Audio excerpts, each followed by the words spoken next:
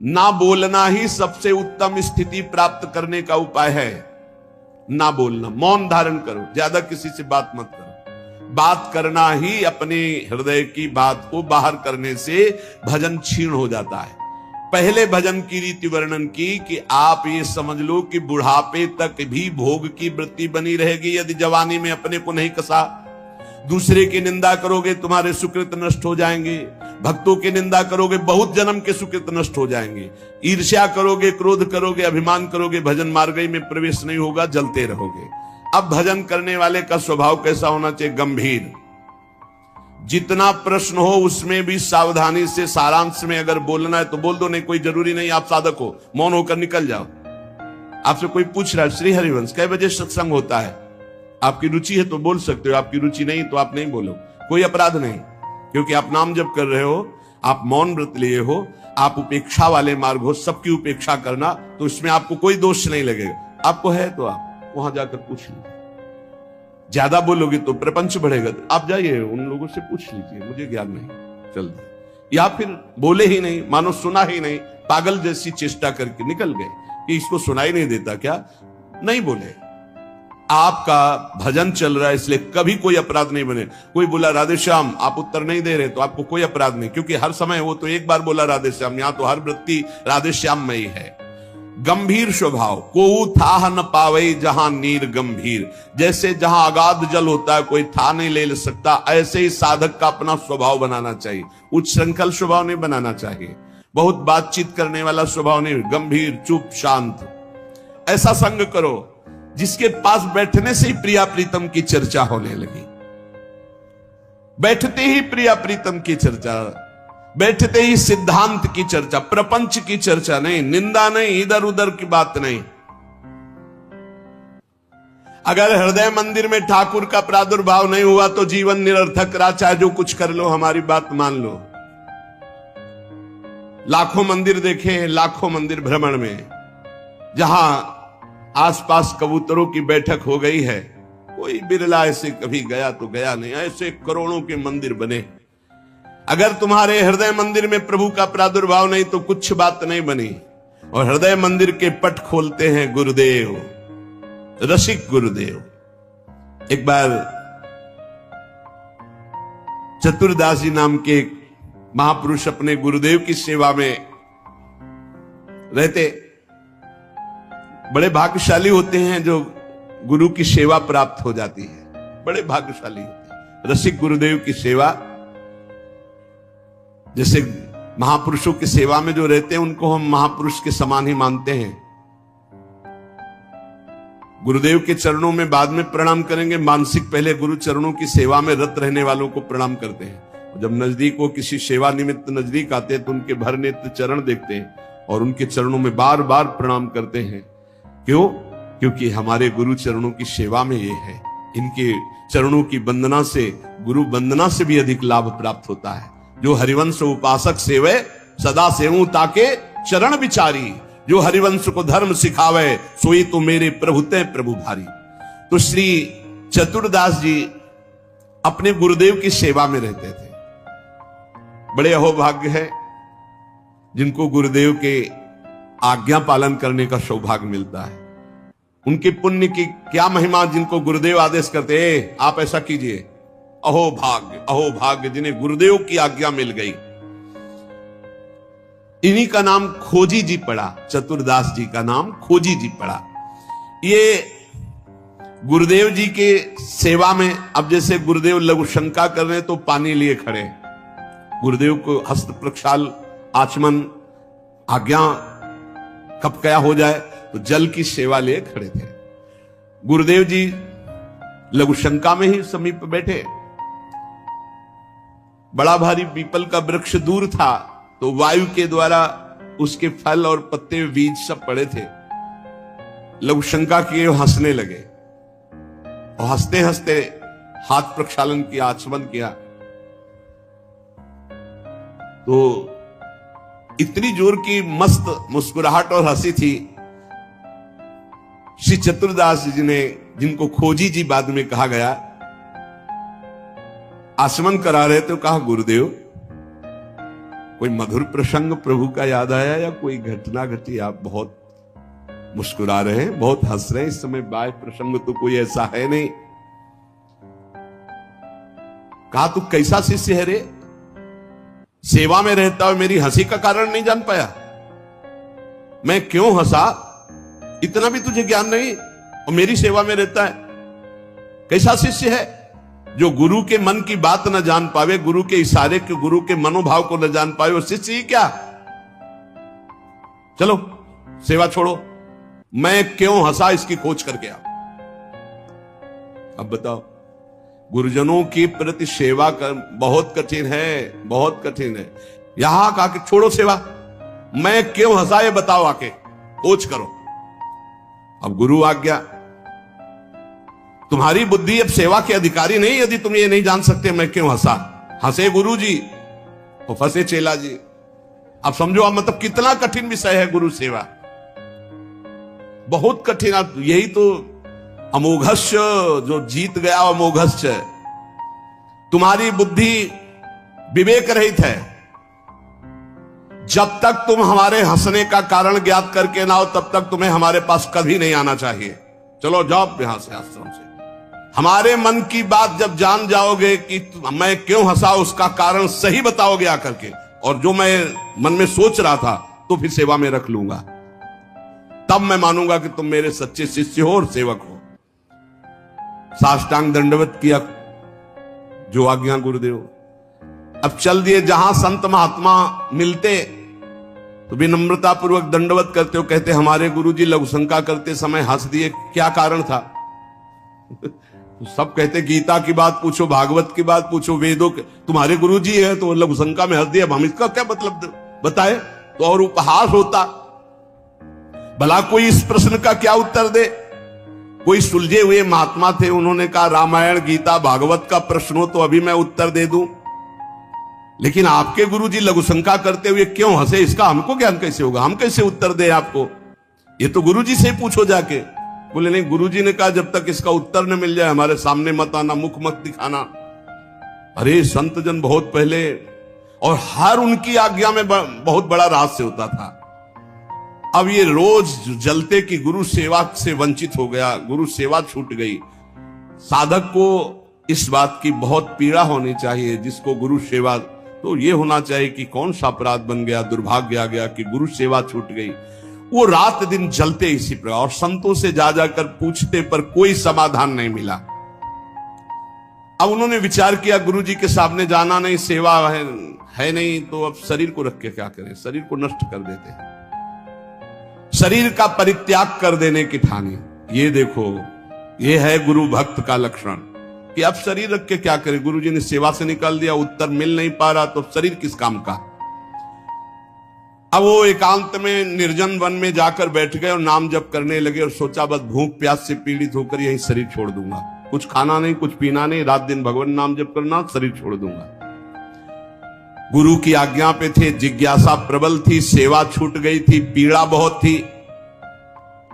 अभी कुछ ही दिन हुए थे, न अन्न न जल, रात दिन नाम जप और शरीर छोड़ने का संकल्प। महामहिम श्री कबीरदास जी प्रकट हुए, कहा ए भाई आंख खोलो।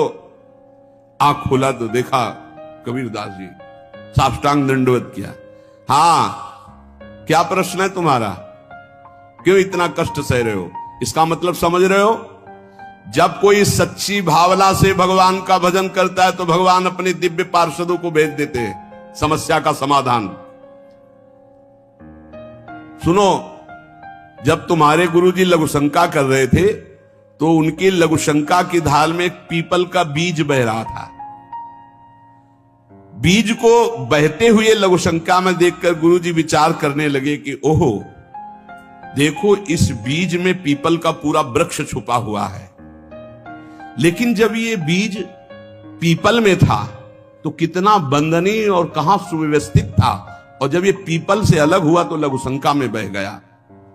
इसका मतलब पीपल का वृक्ष साक्षात ब्रह्म है और उसका अंश जीव है। जीव जब अविद्या के कारण ब्रह्म से अलग हो जाता है तो मलमूत्र के द्वारों में बह जाता है आसक्ति होकर, और अगर वो ब्रह्म से जुड़ा रहे तो वो ब्रह्म में पूजनीय और ब्रह्ममय हो जाता है। ब्रह्मविद ब्रह्मयु भवति, कबीरदास जी ने व्याख्या करके बताई कि जब वो ब्रह्म से जुड़ा रहता है तो ब्रह्ममय रहता है, जब ब्रह्म से अलग हो जाता है तो मलमूत्र के शरीर में आसक्त होकर मलमूत्र के द्वारों के भोगने में पूरा जीवन नष्ट कर देता है। जीवात्मा जब प्रभु से विमुख हो जाता है तो उसकी यही दुर्गति होती है। जैसे पीपल के वृक्ष से फल से वो बीज अलग हो गया तो लघु शंका के प्रवाह में बह गया, और नहीं तो इतना महान वृक्ष उसमें छिपा हुआ है कि अगर उसे सुव्यवस्थित किया जाए। जीवात्मा जब भगवान से विमुख हो जाता है तो भव प्रवाह में मलमूत्र के द्वारों में बहने लगता है। कैसे? गर्भाशय में गया तो मलमूत्र के द्वार जहां है वहीं गया, और मूत्र के द्वार से ही तो गया। जीवात्मा का सृजन कैसे हुआ? मूत्र द्वार से ही हुआ। और है कहां? गर्भाशय के आसपास मलाश्रय, मूत्राश्रय। जीव जबते हरिते बिलगान्यो तबते देह गेह निज जान्यो, माया बस स्वरूप बिसरायो, तेहि भ्रमते दारुण दुख पायो। जैसे बीज में वृक्ष तथा वृक्ष में बीज मूल रूप से विद्यमान है, उसी प्रकार से परमात्मा समस्त जगत में और जगत में परमात्मा विराजमान है। परमात्मा में सारा जगत और जगत में परमात्मा विराजमान है। पर जब जीव भगवान से विमुख हो जाता है तो ऐसे ही मलमूत्र के द्वारों में भटकता रहता है। अरे मेरे गुरुजी के हंसने का इतना गूढ़ रहस्य! खोजी जी का संशय मिट गया और गुरुदेव के पास आए, साष्टांग दंडवत किया। उनका उत्तर कहा, गुरुदेव महामहिम श्री कबीरदास जी ने ऐसा ऐसा ऐसा बताया। गुरुदेव पुनः मुस्कुराए और कहा, एक प्रश्न ने तुम्हें सिद्ध बना दिया, क्योंकि सिद्ध महापुरुष का दर्शन सिद्ध ही बना देता है। अब आज से तुम हमारे समान सिद्ध हो गए हो।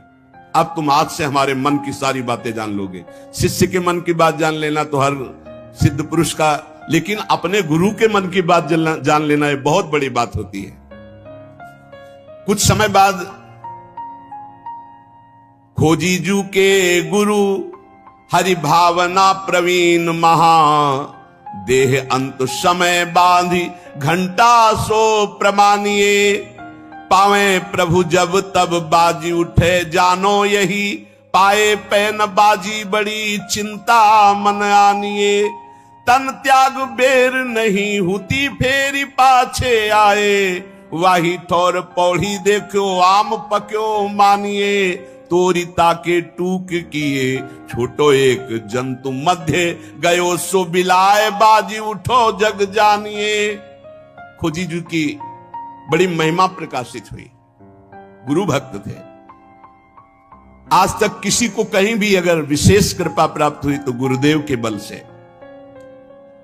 खोजी जी के गुरुदेव का जब अंतिम समय आया, भगवत चिंतन परायण रहते थे, उन्होंने एक घंटा बांध दिया और कहा, जब मेरा मोक्ष हो जाएगा तो घंटा बज जाएगा, जब मेरा भगवत मिलन हो जाएगा तो घंटा बज जाएगा।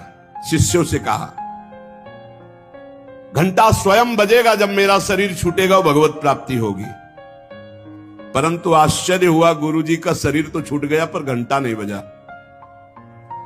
सब जितने और शिष्य थे बहुत चिंता में हो गए कि क्या गुरुजी की गति नहीं हुई। गुरुजी कह रहे थे, जब मेरा गति हो जाएगी, भगवत प्राप्ति हो जाएगी, शरीर छूटते ही तो घंटा बज जाएगा, लेकिन घंटा तो बजा नहीं। और गुरुजी के वचन परम सत्य, इसका मतलब गुरुजी को भगवत प्राप्ति नहीं हुई। भ्रमण में गए थे, कुछ समय बाद खोजी जी आए तो बड़ी समाज में उदासीनता थी शिष्यों में सब, और खोजी जी से कहा, गुरुजी की सदगति नहीं हुई। क्यों? गुरुजी तो स्वयं ब्रह्म स्वरूप है। बोले, उन्होंने घंटा स्थापित किया था कि जब शरीर छूटेगा भगवत प्राप्ति होगी तो घंटा बज जाएगा। तो घंटा तो बजा नहीं, तो गुरुजी के वचन असत्य नहीं हो सकते, मतलब गुरुजी का मोक्ष नहीं हुआ। खोजी जी, कहां गुरुजी का शरीर छूटा था? बोले, आम के पेड़ के नीचे गए, जहां गुरुजी लेटे थे मुझे बताओ। बोले, यहां लेटे थे। लेट गए और सामने देखा तो एक पका हुआ आम था ऊपर। उनका इस आम को तोड़ो। आम को तोड़ा और जे भी उस आम को चीरा, तो एक कीड़ा निकला और बस वो कीड़ा अंतर ध्यान हुआ, सो 1 घंटा बज गया। कीड़ा अदृश्य हो गया और घंटा स्वयं बज गया। बहुत विचित्र बात है। भला इतने सिद्ध महापुरुष, क्या इनकी गति में अंतर आम ने डाल दिया? बोले हां। 2 इसके भाव प्रकट किए। शिष्य की तो योग्यताई नीके मन आई अजू, गुरु की प्रबले पैने को घटी क्यों भई, सुनो या की बात मन बातवत गति कही, सही ले दिखाई और कथा अति रसमयी। बोले इसके 2 भेद हो गए। पहला, जिसके शिष्य इतने सिद्ध हैं उनकी गुरु की भला गति बिगड़ जाएगी, पर दिखाया 2 भाव इसमें प्रकट किए गए हैं। पहला दिखाया गया, चंचला ही मना कृष्णा प्रमाथि बलवद दृढ़म तस्याहम निग्रहम मन्ने वायुरिव सुदुष्करम। ये मन बड़ा चंचल है, प्रमथन स्वभाव वाला है, बड़ा बलवान है, इसको वश में करना मानो तूफान को रोकने के समान है। मन को बहुत संभालना कठिन है। कह रहे सुमेर पर्वत को कोई उखाड़ सकता है, 4 लाख योजन का है, पर मन को बस में नहीं कर सकता, इतना बलवान मन है। कोई बिजली को हाथ से पकड़ सकता है, पर मन को नहीं पकड़ा जा सकता। बहुत विचित्र चंचलता है इस मन की, इसको हल्के में ना ले। इतने सिद्ध महापुरुष, और जब उनका अंतिम समय, तो पका हुआ आम देखा, पके हुए आम में मन चला गया। कहीं भी बल फंस सकता है। इतने सिद्ध महापुरुष आम में तो घंटा नहीं बजा। ये पहला जन साधारण के लिए। और असाधारण बात थी कि आम में तो मन गया, पर वैष्णव का मन स्वयं भोक्ता होता नहीं। वो तो कोई भी अच्छी चीज देखे तो भगवान में, तो तत्काल भगवान का ध्यान किया कि अब असमर्थ हूं, शरीर छूटने वाला है। ये आम बहुत बगीचे का हमारे सुंदर था, हम सोचते आपको भोग लगा देते। इसी सोच में प्राण निकल गए। तो भगवान ने अंतिम इच्छा पूर्ति करने के लिए कीट रूप धारण करके आम पाने आ गए। तो भगवान से मिलन हुआ नहीं। जब आम को छेदन किया और वो भगवान अंतर ध्यान हुए, तब जाके खोजी जी से मिले तो घंटा बज गया। इसका आंतरिक रहस्य बताया। तो यहां यह बताया गया कि मन बड़ा चंचल है। भगवत प्राप्ति करने वाले उपासक को कहीं भी अपने मन की वृत्ति ना अटक जाए, इसमें अंतिम तक सावधान रखना है। अंतिम तक कभी भी फंस सकती है। और दूसरी बात है, जिसका स्वभाव बन गया है हर वस्तु हर व्यक्ति में भगवान का दर्शन, भगवान को समर्पण, तो उसकी दुर्गति नहीं हो सकती। तीसरी बात, जो गुरुदेव के शरण में रहकर गुरुदेव की आज्ञा अनुसार चलते हैं, आपको सच्ची बतावें, गुरु अपने से भी ऊपर महिमाशाली उसे बना देता है। इस प्रसंग से समझिए कि अगर खोजी जी को गुरुदेव ने आज्ञा दी तो सिद्धों के परम सिद्ध बना दिया अपने शिष्य को। ऐसे विकल प्रेमी महापुरुष को समस्त देवता ब्रह्मादि नमस्कार करते, पूरे भुवन में यश फैल जाता है और वो यश सबका मंगल करने वाला होता है। एक पुण्य बल से यश फैलता है और एक भजन बल से यश फैलता है। जो भजन बल से फैलता है वो सबका मंगल करता है। जो पुण्य बल से वो वाह वाह होती, बस केवल वाह वाह। और जब भजन बल का यश फैलता है तो आह निकलती कि मैं कैसे ऐसा प्रेमी बनूं, मैं कैसे सब दोषों से रहित होकर भगवान का भजन करूं। इतना अंतर है, यश दोनों का फैलेगा। एक पुण्यात्मा का तो वाह वाह होगा, कितना सुंदर विमान, कितना सुंदर वैभव, कितना सुंदर ये। लेकिन जब किसी प्रेमी महाभागवत का यश फैलेगा तो उसके हृदय में जलन होगी। मैं कैसे इन सब दोषों को दूर करके कैसे मैं भजन करूं, कैसे भगवत प्राप्ति करूं, तो आह निकलेगी। प्रेमी का यश आह निकलवाएगा और पुण्यात्मा का यश वाह निकल। क्या बात है, वाह। ऐसा बिल्कुल अपने हृदय को कोरा बनाना है और उसमें जो गुरुदेव रंग रंग रहे बस उतना ही रंगना है। बहुत बढ़िया रंग जाओगे प्यारी जू प्यारे जू की उसमें। नहीं तो फिर होली तो प्यारी जू से ही केवल खेलनी और रंग ना पड़ने पावे।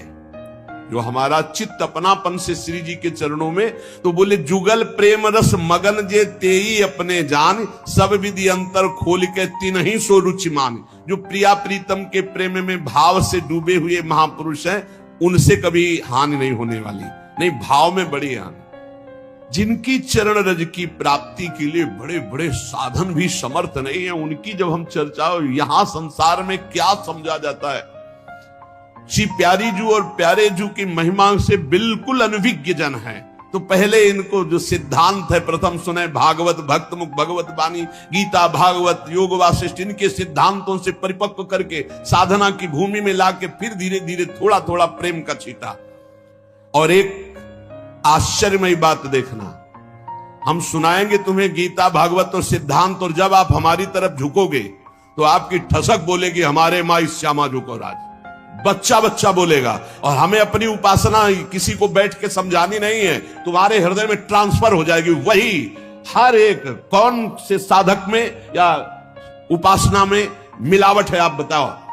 किसी भी बच्चे की उपासना में मिलावट नहीं होगी, ये साधक और संतों की तो बात जाने दो। क्यों? जहां वो दृष्टि मिलाएगा, जहां अपनापन करेगा कि मेरे महाराज जी, वही मेरी महारानी है, पलट कर वो उसके हृदय में आ जाएगा, पलट कर आ जाएगा। ये समझाने का विषय नहीं, ये अपने आप पलट के आ जाएगा। अनन्यता जो यहां है वही तुम्हारे हृदय में ठसक बैठ जाएगी, कुछ अच्छा ही नहीं लगेगा। देख लेना, हम चाहे जितना योग वासिष्ठ सुनावे तुम्हें, चाहे वेदांत सुनावे, परिणाम तुम्हारे अंदर यही आएगा। राहो को काहू मने दिए मेरे प्राणनाथ श्री श्यामा, शपथ करो तृण छिए, यही आएगा। देख लेना, क्यों? क्योंकि गुरु ने यही दिया है। जो ये विराजमान महापुरुषन ने सबरस गायो देखनो, ये है कि उनको हियो कहा ठहरानो, ताको गहनो, वही आ जाएगा आपके हृदय में। इही रस परस्यो नाही जिनी, तू जिन पर से ताही, तासो ना तो नाही कछु, ये रस रुचे न जाही। जिसको श्यामाजू से परिचय नहीं, श्यामा श्याम से परिचय नहीं, उसको कभी भी छूना नहीं। वैसे साधक उपासक चाहे गृहस्थ चाहे विरक्त हो, अपनी तरफ से किसी को छूने की आदत ना रखे। छू के बात करना या ऐसे कि अपनी तरफ से ना करे, कोई टच हो जाए वो बात अलग है, कोई ऐसे छू ले उसे नहीं छूना। अपनी तरफ से किसी को स्पर्श न करे, सहसा किसी को हृदय से न लगावे, हृदय से उसी को लगावे जो प्रिया प्रीतम के अनुराग रंग में भरा हो। हमने देखा है पूज्य महापुरुषों को, एक आए थे, उन्होंने ऐसे किया, वो 2 कदम पीछे हट गए, फिर आगे वो बढ़े, ऐसे किया, फिर पीछे हट गए। कुछ ऐसा क्यों किया, आप गले क्यों नहीं लग रहे? तो उत्तर जानते हो क्या था? हम इसके योग्य नहीं। ऐसी चतुराई से, ऐसी प्रवीणता से मारा कि उनको क्षोभ भी नहीं हुआ और आप अपने को बचा लिया। बोले हम इसके योग्य हैं। कहां आप? और बोले नहीं, बोले नहीं, पीछे हटते चले गए। गजब का मतलब यही तो है, 64 कला प्रवीण तदपि भोरी। कैसी उनके हृदय में क्षोभ नहीं हुआ, उनका मैं योग्य नहीं हूं आपके इस, बस इनको प्रश्न कीजिए। मना है क्योंकि परमाणु होते हैं शरीरों में। अगर हम रसिक महापुरुषों के तो कैसे कैसे तुम्हें अनुभव बताए, बहुत दिव्य परमाणु होते हैं। संग सोई जाके मिले, भूले गृह व्यवहार, तिहि छिन आवे हिये में, अद्भुत जुगल बिहार। बड़े परमहंस प्रिया प्रीतम के अनुराग में डूबे हुए जो रसिक जन है, बोले इनके संग का प्रभाव घर परिवार जितना भी संसारिक राग है, इस राग को मिटा करके प्रिया प्रीतम के अनुराग में स्थित कर दे, उसे ही सत्संग कहते हैं, उसे ही रसिकों का संग कहते हैं। ये बहुत दुर्लभ है रसिकों का संग। भगवत रसिक, रसिक की बातें रसिक बिना को समझ सके ना। और आप जहां बैठे हो, ये रसिक शेखरों की भूमि है। वृंदावन ये रसिक शेखरों की भूमि है। जिनके देखे पुलक तन, रोमांचित हुए जाहि, सुनत मधुर तिनके बचन, नैन भरे जल आही। धन्य है जो ऐसे रसिक मिल जाए, जिनके दर्शन मात्र से हृदय शीतल होने लगे, जिनके दर्शन मात्र से प्रपंच की अग्नि शांत होने लगे, हृदय शीतल होने लगे, और जिनके वचन सुनने पर आंसू आ जाए। बोले ऐसे रसिकों का संग। बड़ी कृपा होती है लाडली लाल की, तब रसिक संग मिलता है। भूमि में, आकाश में, अर्थात समस्त लोकों में ऐसे महापुरुष का बंधन होता है। ब्रह्मा आदि बड़े बड़े देवता, ईश्वर कोटि के जब ऐसे प्रेमी को देखते हैं तो नमन करते हैं कि धन्य है इसका जीवन। भवेदिया कुत्रापि पृथ्वी दिशा एकाचित यशा, आकाश में, पृथ्वी में सर्वत्र उसका यश फैल जाता है। ये परम पावन यश सबको निष्पाप करके भगवत भक्ति प्रदान करने की सामर्थ्य रखता है। मम भक्ति युक्तो भुवनम पुनातु, लोक के लोक पावन कर देता है। यमराज धर्मराज जी और दंड अधिकारी हैं यमदूत, और दंड विधान जहां होता है उसे कहते हैं नरक। तो जैसे यहां जज ने कानून से अपराध करने वाले को दंड दे दिया, जाओ तुम्हें फांसी की सजा, राष्ट्रपति का अधिकार है वो पूरा माफ कर सकता है। ऐसे ही राष्ट्रपति हैं भगवान श्री हरि। अहम त्वाम सर्वपापेभ्यो मोक्षयिष्यामि मा शुचा।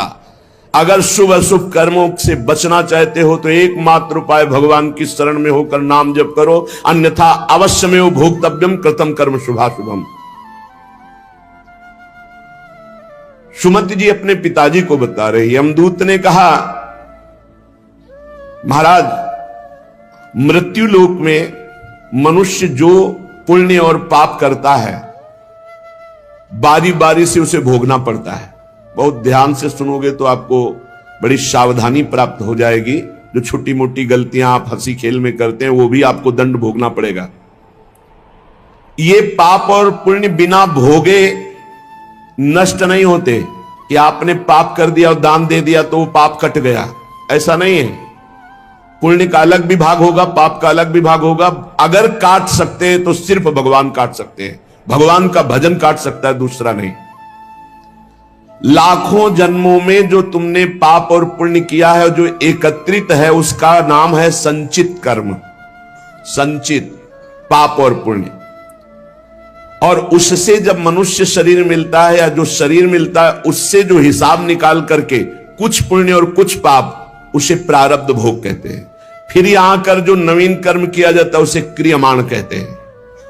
मनुष्यों के लिए जो उनका जमा हुआ पाप और पुण्य है वो अंकुरित होकर बढ़ता रहता है, ब्याज दर ब्याज। बहुत दुर्गति होती है, इसीलिए बहुत जन्म हम भोगे तो भी अपने संचित कर्म को नहीं भोग सकते।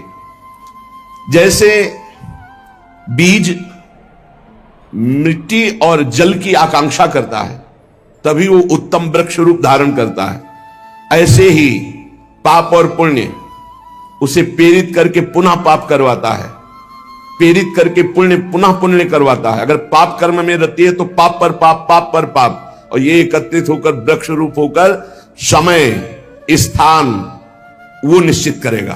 पाप तुम्हें कहां दंड देना है, समय स्थान। बुरी दशा आने के पहले बुद्धि बदली जाती है, उसकी बुद्धि बदल दी गई। आप ना आवे आप पर ताई तहां ले जाए, वो वहीं ले जाएगा, उसी स्थान पर मारा जाएगा, उसी स्थान पर जो दंड उसे मिलना मिलेगा।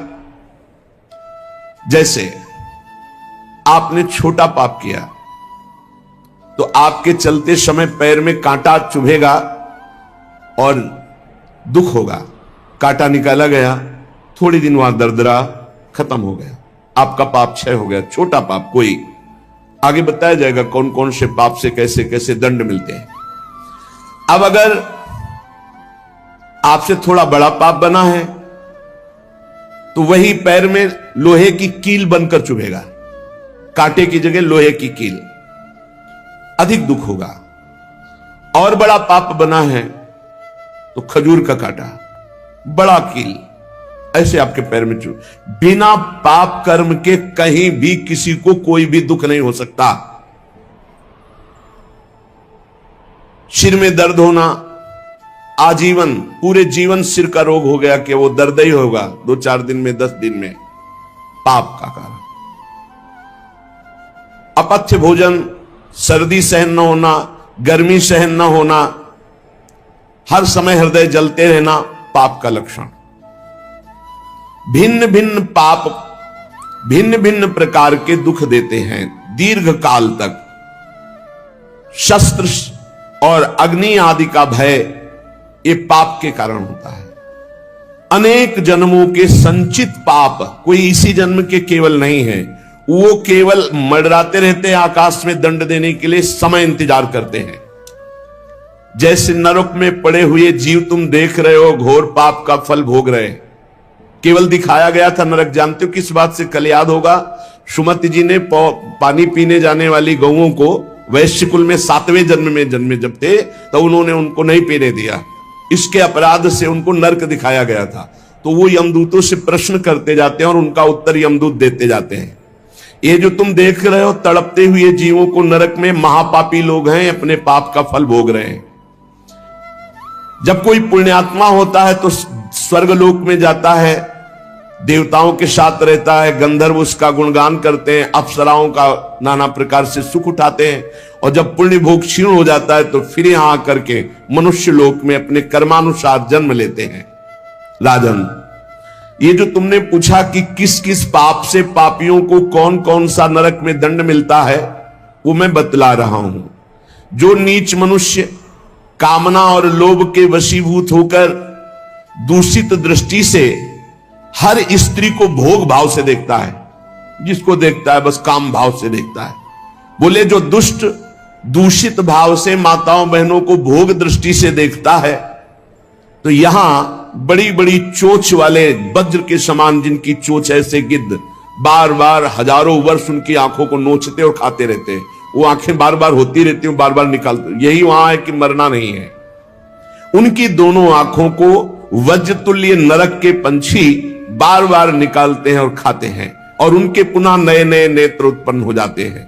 इस पापी को पलक झपकने तक के लिए विश्राम नहीं मिलता, निमिष तक के लिए कि थोड़ा चैन मिल जाए, महान दुख होता रहता है।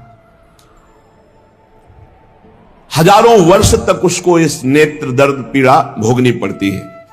और फिर जब मृत्युलोक में जन्मता है तो नेत्र रोगी पैदा होता है। वो यहां पैदा होगा नेत्र रोगी, या नेत्र ही नहीं है या नेत्रों में दिखाई नहीं दे रहा, कई तरह के व्यवधान जिन्होंने नेत्रों का दुरुपयोग किया।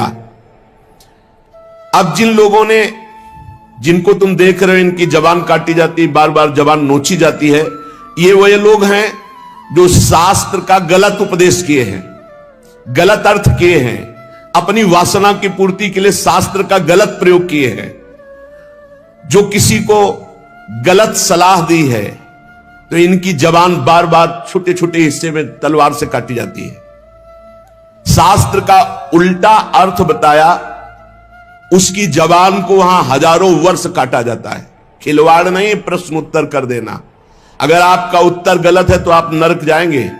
प्रश्न करता तो आप पर श्रद्धा करके पूछ रहा है, और आपने मनमानी उत्तर दे दिया और वैसा आचरण कर दिया तो उसको पाप नहीं लगेगा, पाप आपको लगेगा क्योंकि आपने आदेश किया है और आपकी दुर्गति हो जाएगी।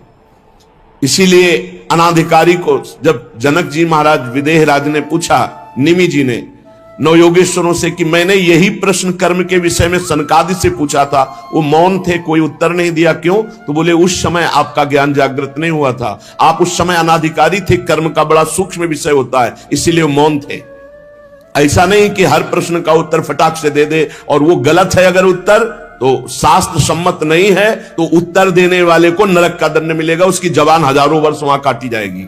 जो शास्त्र का गलत अर्थ करता है, जो शास्त्र को अपनी वासना पूर्ति के लिए घुमा करके बोलता है, जो किसी को बुरी सलाह देता है, उसकी जबान यहां काटी जाती, जो देख रहे हो। और हे सुमति जी, जो वेद की निंदा करते हैं, देवताओं की निंदा करते हैं, संतों की निंदा करते हैं, वैष्णव की निंदा करते हैं, गुरु की निंदा करते हैं, गुरु पर दोष दृष्टि करते हैं, गुरु को वक्र दृष्टि से देखते हैं, क्रोध दृष्टि से, उन सब को यहां भयंकर वज्र तुल्य वाले जिनकी चोंच है, ऐसे पक्षी गिरा गिरा करके उनके अंगों को नोचते हैं, जबान, आंख और उनके शरीर के अंगों को।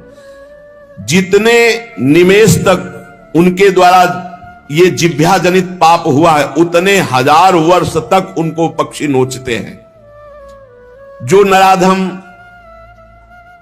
बिना दोष के दो मित्रों में फूट डाल देते हैं, एक दूसरे की चुगली करके, पिता पुत्र स्वजन में भेद पैदा कर देते हैं, और जो पुरोहित, बहुत ध्यान देने योग्य बात, अनुष्ठान का संकल्प लेता लेकिन अनुष्ठान पूर्ण नहीं करता, जजमान को क्या पता, जो पुरोहित जजमान से नियत संख्या ले ली धन और अनुष्ठान पूरा नहीं किया, या जो अपनी माता और पिता का अपमान किया, जो अपनी शरणागत अपने अर्धांग विराजमान पाणिक ग्रहण की हुई पत्नी का विविध प्रकार से अपमान और शोषण किया, वो यहां आरे से चीरे जाते हैं हजारों वर्ष तक। दिखाया, देखो ये बीच आरे से आराम आराम से एक एक अंग चीरे जाते हैं। उस पुरोहित को भी दंड मिलता है, उस पुत्र को दंड मिलता है जो माता पिता का अपमान, उस पति को दंड मिलता है जो पत्नी का शोषण, उस पत्नी को दंड मिलता है जो पति से छल करती है।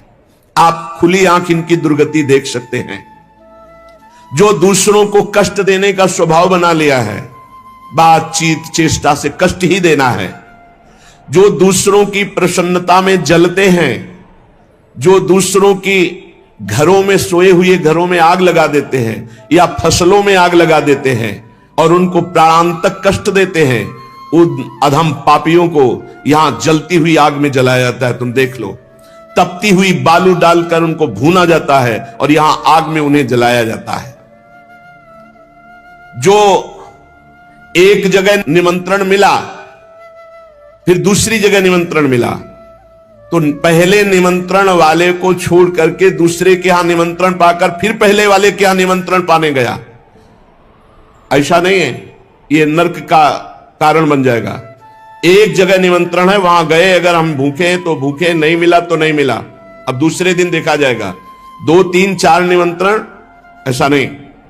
जो ब्रह्मर्षि किसी देव कार्य के लिए, पितृ कार्य के लिए यजमान के द्वारा निमंत्रित किया गया और वो दूसरी जगह भोजन कर लिया, दूसरे निमंत्रण को स्वीकार करके फिर उसके यहां भोजन करने गया, तो उसको यहां नरक में 2 टुकड़े करने वाला दंड मिलता। बार बार उसके 2 टुकड़े, ये बार बार बहुत जगह भंडारा, बहुत जगह निमंत्रण, ये ऐसा नहीं है। सिद्धांत है, तुम भूखे हो तो एक जगह चले जाओ और अपना पेट भरो, भजन करो।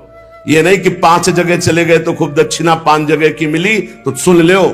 ये तस्मात् शास्त्रम प्रमाणम, ये शास्त्र है, मनमानी नहीं। पहले ऐसा कभी ब्रह्म ऋषि जन नहीं करते थे। 5 घरों में भिक्षा मांग लो या निमंत्रण है तो एक जगह जाके पेट भर लो जो रूखा सूखा मिले। ये 14 जगह भंडारा, 14 जगह निमंत्रण, तो उसकी व्यवस्था है। ये नरकगामी बना देगा, बुद्धि भ्रष्ट हो जाएगी। जो सदैव कड़वी बातें बोलकर लोगों के दिल पर चोट पहुंचाते रहते हैं। कुछ लोगों का ऐसा स्वभाव होता है, जब बोलेंगे तो हृदय की पीड़ा प्रकट हो ही जाए, ऐसा उनका है। ऐसे हैं वो, ऐसे बोलते हैं कि अत्यंत पीड़ा दे। ऐसा करने वालों को यहां के पक्षी टूट पड़ते नरक में लाते हैं, नोच नोच करके उनको खाते हैं। जो यहां किसी की चुगली करता है उसकी जिह्वा तेज छुरे से बार बार ऐसे ऐसे चीरी जाती है, फिर पूरी हो जाती है, फिर चीरी जाती है। जिन्होंने उद्दंडतावश अपने पूज्य जनों का अनादर किया, उनको मारा पीटा, गुरुजनों को, अपने गुरु को, माता को, पिता को, बाबा को, पितामह, ये पूज्य जन है, ये गुरु के समान पूज्य है। जो अपने गुरुजनों को, पूज्य जनों को अनादर करता है, दंड देता है, मारता है, पीटता है, वो देखो ये कुंड बने हैं विष्ठा के, पीब के और मूत्र के। मूत्र का कुंड, विष्ठा का और पीब का, नीचे करके मुख उन्हीं कुंडों में डाल दिया जाता है, ऊपर से पैक कर दिया जाता है। हजारों वर्ष वही खाओ वही सड़ो, कितना भयानक कष्ट है। नीचे के मुख करके उसमें डाल दिया जाता है। जो लोग भोजन बनाने, बहुत ध्यान से सुनो, भोजन बनाना उद्देश्य रखो, यज्ञ है, यज्ञ के लिए भोजन बना रहे हैं। सबके हृदयों में भगवान है, पहले भोग लगाओ श्री भगवान का, फिर दरवाजे पर निकलो और आसपास झांक के देखो, कोई पशु पक्षी, कोई मनुष्य, कोई संत महात्मा, कोई भूखा तो नहीं दिखाई दे रहा। अगर एक गाय है, कुत्ता भी, तो घर से जाओ, रोटी लाओ, पहले उसे डालो, भगवत स्वरूप मान करके पहले। फिर अपने घर में जो बड़े बूढ़े हैं सबसे पहले उनको पवाओ, बच्चे जो हैं उनको पवाओ। अच्छी अच्छी चीज तुम पालो, बड़े बूढ़े नहीं, अभी आगे आएगा, उनको भी दंड मिलता है। तो जो रसोई बनाए तो उसे भाग लगाना चाहिए, देवता का भाग, अतिथि का भाग, कौवे का भाग, गाय का भाग, और अपने जो पूर्व के बुजुर्ग जन हैं पहले उनकी सेवा। अच्छा, जो भी रसोई बने, भगवान का भोग लगाया, दरवाजे तक गए, अतिथि को देखा, एक गौ के लिए ग्रास निकाला, एक कौवा पक्षी आदि के, जरूर जरूर ये नहीं निकालोगे तो पाप है। गीता जी में कहा, जो अपने लिए पका के पाता है वो पाप पाता है। तो जो अभ्यागत अपने बुजुर्ग और अतिथि, अब कोई साधु महात्मा आया, माना कोई भी हो, वो दरवाजे में पुकारा, राधे श्याम, आप छुप नहीं सकते, आपको निकलना पड़ेगा। हाँ, राधे राधे, क्या चाहिए, क्या सेवा करूं आपकी? आप जल पिएंगे, आप भोजन पाएंगे? नहीं, मुझे पैसा चाहिए। वो नहीं दे सकता, खत्म खेल, आपका आदर हो गया।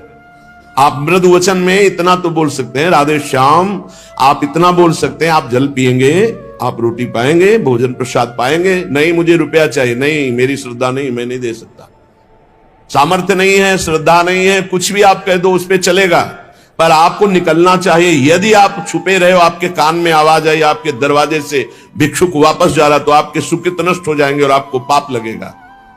ये धर्म है, अतिथि देवो भव। देना ना देना वो आपके ऊपर की बात है, लेकिन मृदु वचन, जल और भोजन, ये तीन तो प्राय सब नहीं, कुछ है एक फल दे दे। अगर वो कहता मुझे भूख लगी है, तो आप वहीं गेट के बाहर बैठे, परिचय नहीं है इसलिए, घर में जो सदस्य पुरुष वर्ग का, उससे 2 रोटी भेज दीजिए। जो दुष्ट आए हुए अतिथि का अपमान कर देता है, अतिथि देवो भव, बड़ी महिमा है गृहस्थ धर्म में अतिथि सेवा, साधु सेवा की, उसे यहां पीब चाट चाट के पवाई जाती है नरक में।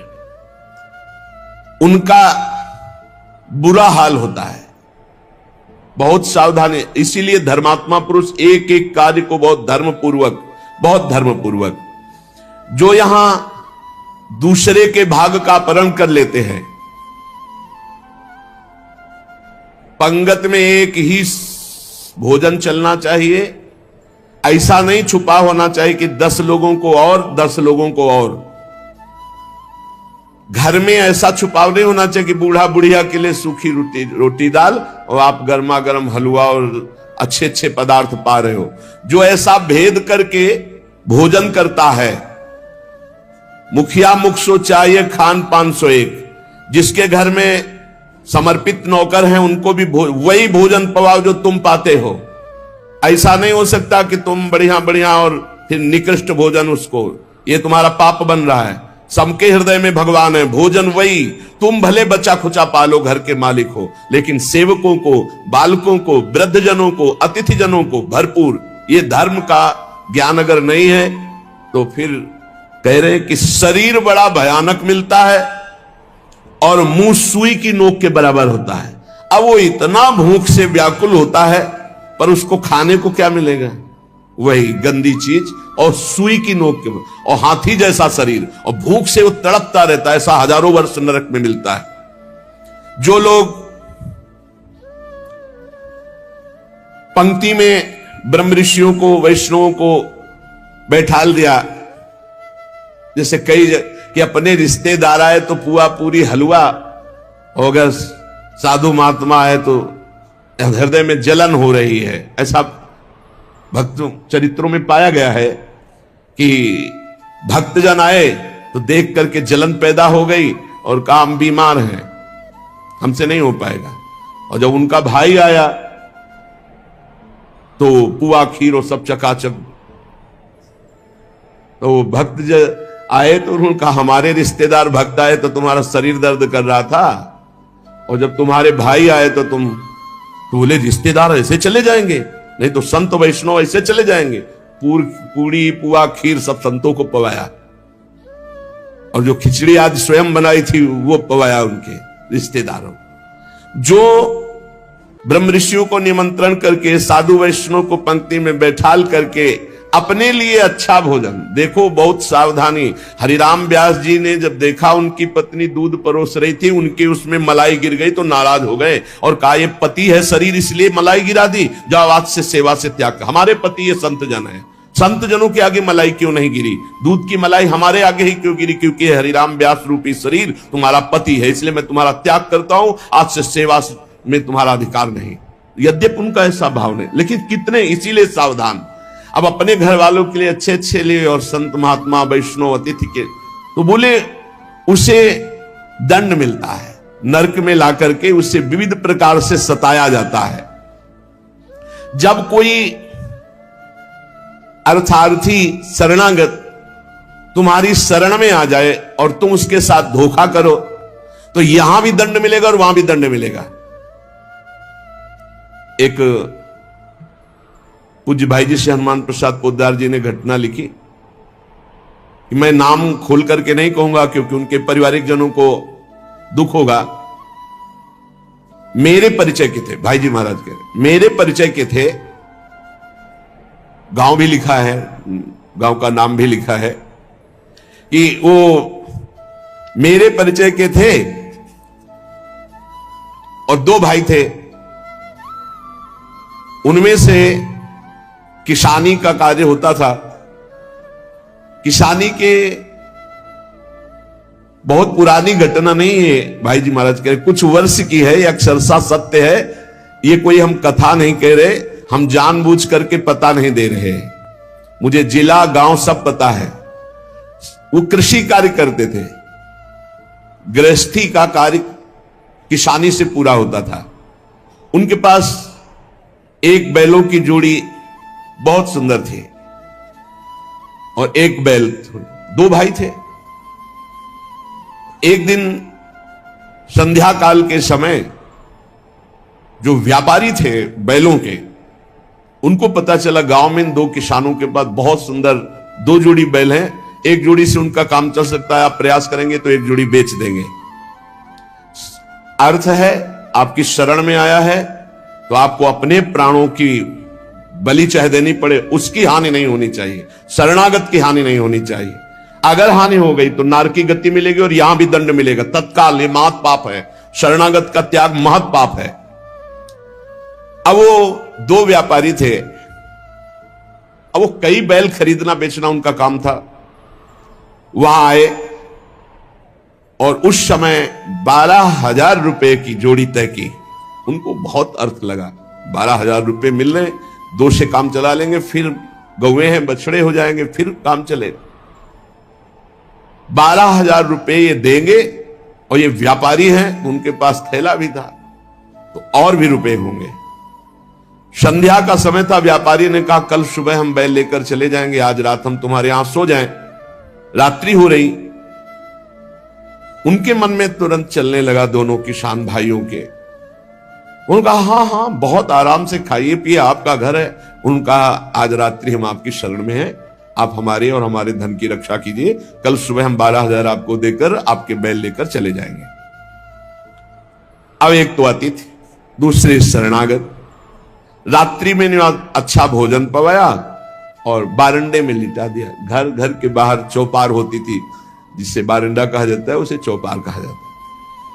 वो 8-9 बजे शयन कर गए। कहीं कहीं बरोठा कहा जाता है, कहीं बारंडा कहा जाता है, कहीं चौपार कही जाती है। अब दोनों ने अपनी पत्नी से विचार किया कि अगर इन दोनों को मार दिया जाए तो बैल भी नहीं जाएंगे, 12,000 तो मिलेंगे भी, और भी व्यापारी है, पैसा इसके पास है, बहुत आनंद रहे। ये भाव बिल्कुल नाशकारी, क्योंकि उस शरण में है तुम्हारी, वो अतिथि है, बिल्कुल। ये तो मतलब लोक परलोक तत्काल नष्ट कर देता है, तत्काल। इसे महत् पापों में कहते हैं। और महत् पाप तत्काल प्रभाव दिखाता है, तत्काल। वो ऐसा नहीं कि नरक जाओगे वो बाद की बात, तत्काल तुम्हें दंड देगा। ये महत् पाप तत्काल दंड देता है। उनके हृदय में हत्या करने का पूरा विचार बन गया, पाप भरी योजना। पत्नी उनकी सहयोगी हुई तो पत्नी ने कहा पहले लाश गाड़ने की व्यवस्था तो सोचो, घर में तो गाड़ी नहीं जा सकती।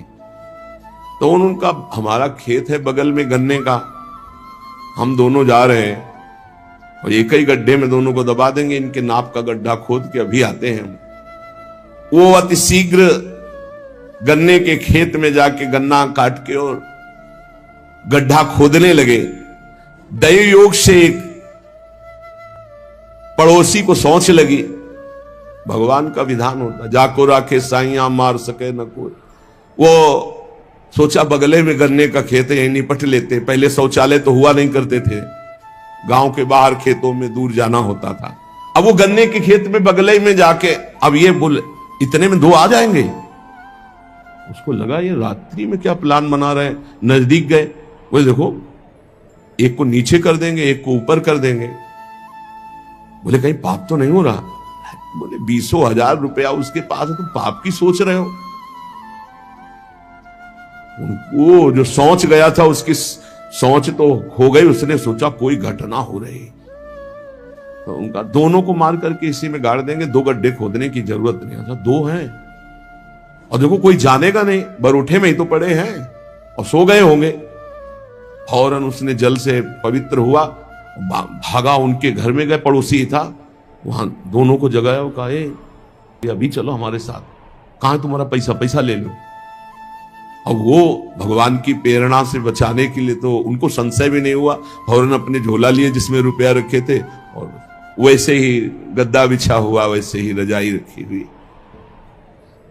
अपने घर में ले गए और कहा इन दोनों भाइयों ने मारने का प्लान और गड्ढा खोद दिया है, चुप यहीं शांत बन। और उनके दोनों के एक एक लड़के थे जो नौटंकी देखने गए थे गांव के।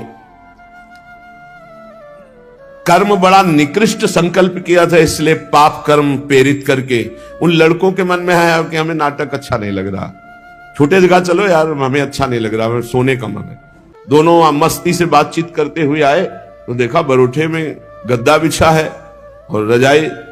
तो उनका शायद माता पिता ने सोचा हो कि रात्रि में पता नहीं कब ये आएंगे तो दरवाजा खोलना पड़ेगा, यहीं सो जाते हैं। दोनों मुंह ढक करके उसी में सो गए।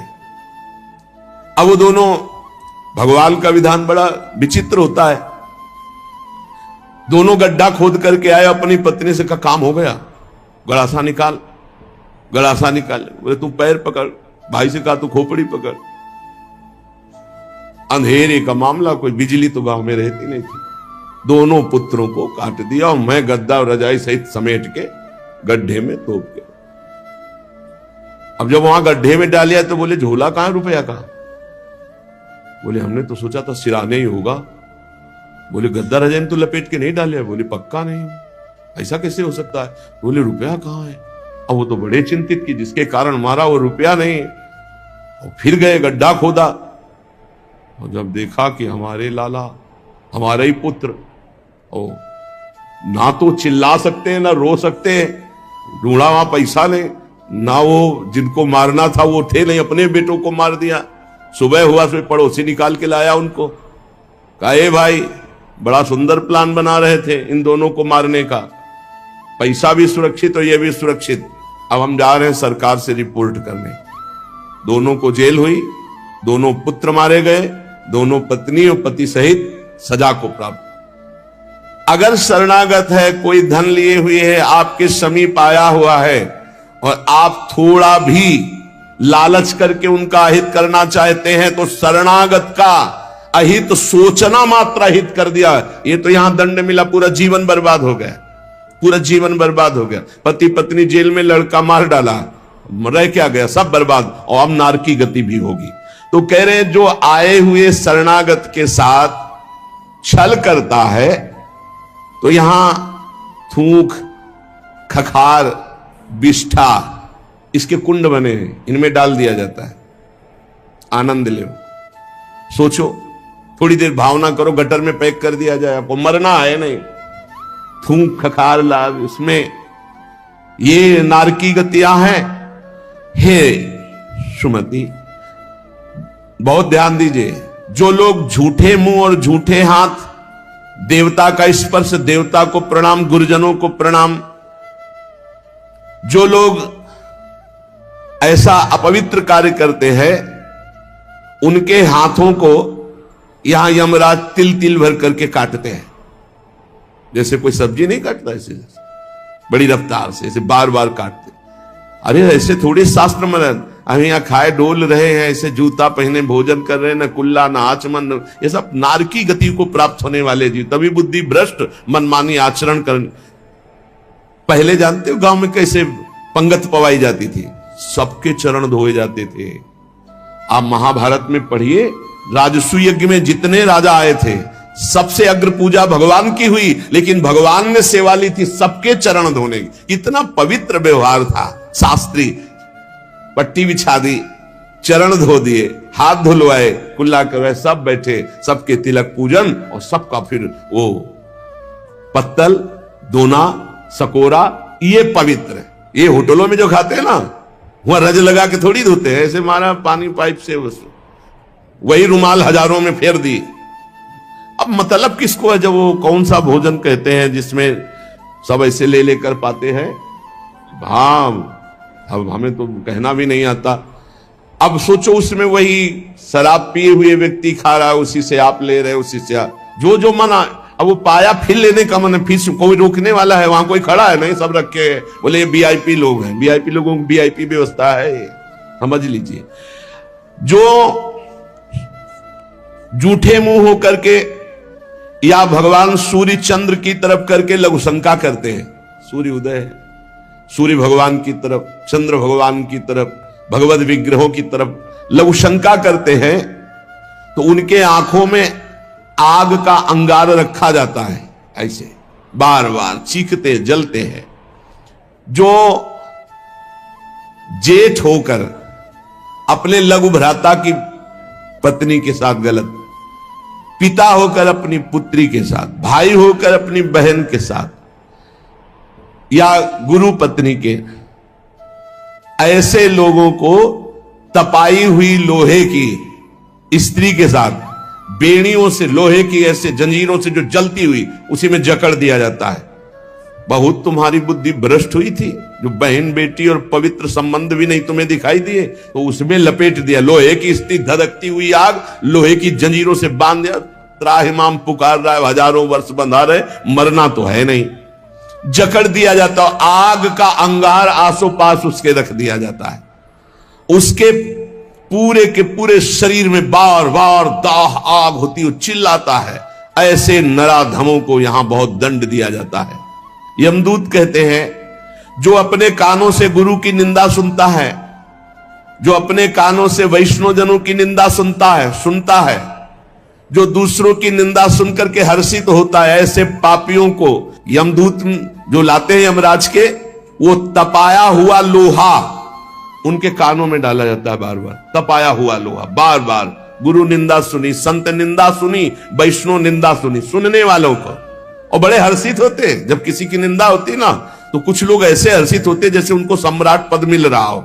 अरे पर निंदा के किए ते आवत नहीं कछुआत, मूर्ख पर्वत पाप को ले चल अपने साथ। यहां विलाप करते हैं, पर यहां यमदूत स्वयं कह रहे हैं, हम लोगों के हृदय में दया तनिक भी नहीं, और क्रोधित होकर उनको और कष्ट देते हैं। जैसे वो विलाप करते हैं तो क्रोधित होकर और कष्ट देते हैं।